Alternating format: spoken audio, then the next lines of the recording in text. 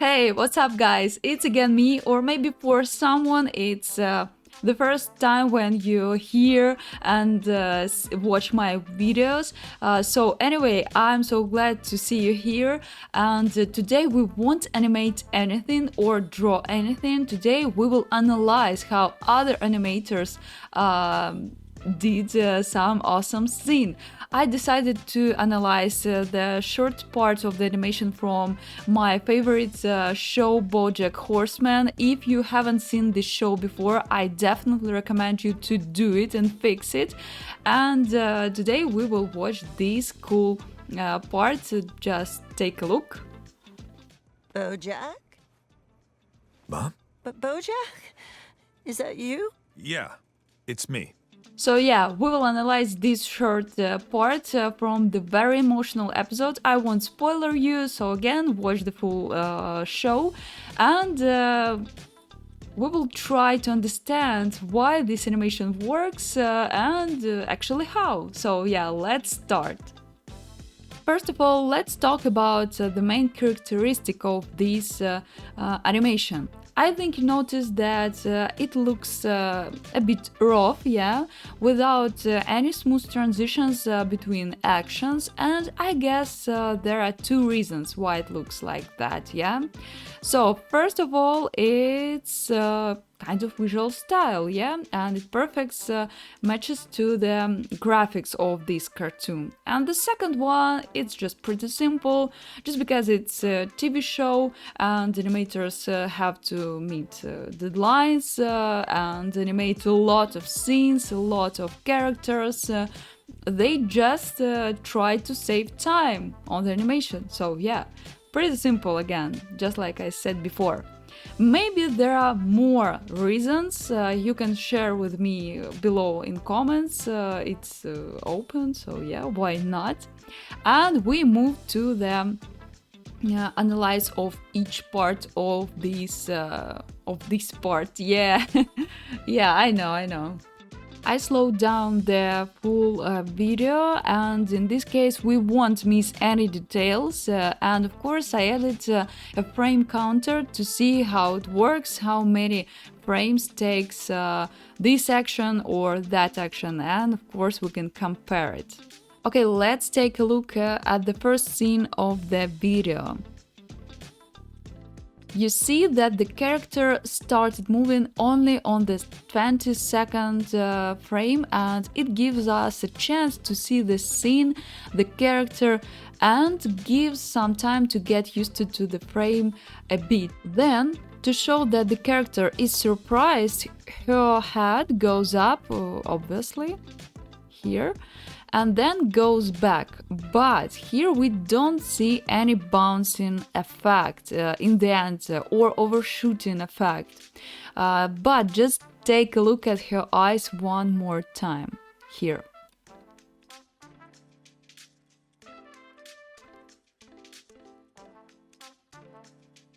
You see?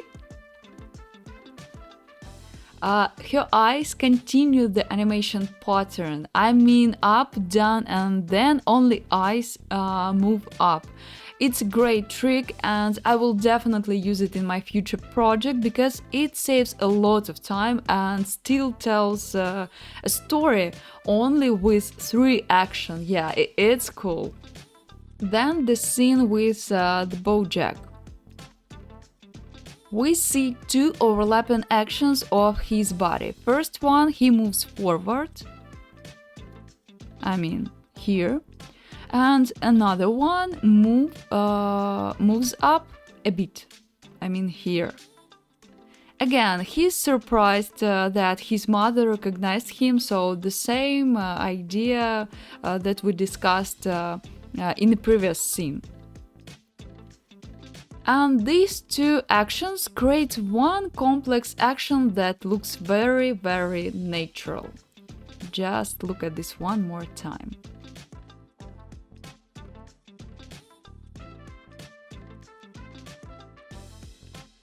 Let's watch the part with the rotation here. As you can see, firstly only the head rotates and after that the whole body. It's also a nice trick to make a tiny difference between body parts animation and pay attention to the path of the animation. Let me show you here. I'm talking about head right now. Here. He rotates his head by the arc. Yeah, just now you have to see it. I mean here. Tiny arc.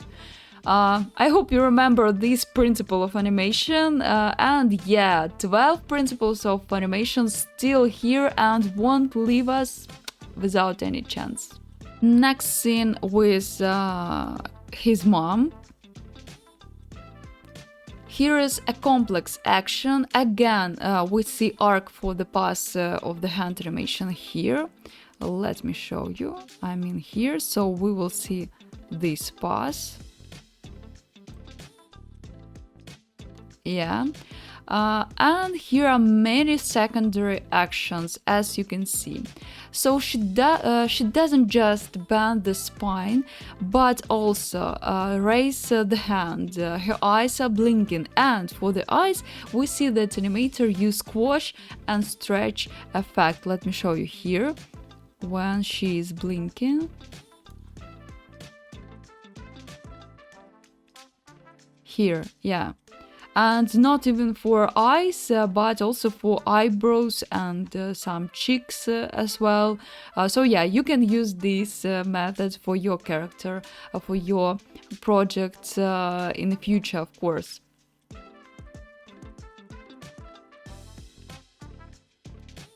Also, we see some anticipation before the final pose and tiny overshooting. I mean here, yeah. When she moves to the right, here, and then to the left. I mean, it's the final pose and tiny overshooting effect here. So yeah, still the same pose, but a bit, a tiny action to the right. Yeah, really tiny action.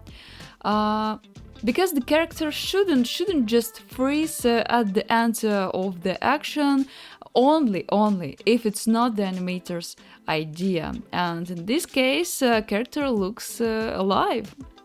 And the last scene for this video, again with Bojack. Let's take a look. Again, we see anticipation here before the last pose.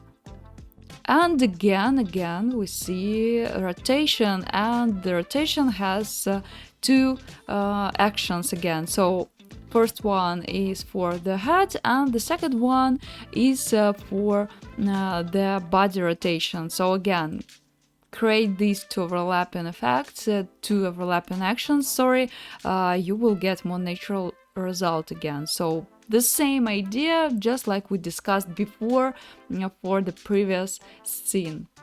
And that's all what I wanted to show you in this breakdown. If you like this format, please let me know below in comments and maybe we will analyze your favorite cartoon. Again, I'm waiting for your suggestions, and also invite you to join my Instagram because there I share my daily life and even more tips and tricks about animation and illustration. And I remind you about my class on Udemy. It's about advanced character rig, so if you always want to know how to set your character, rotation for each parts of the body, you can join my class.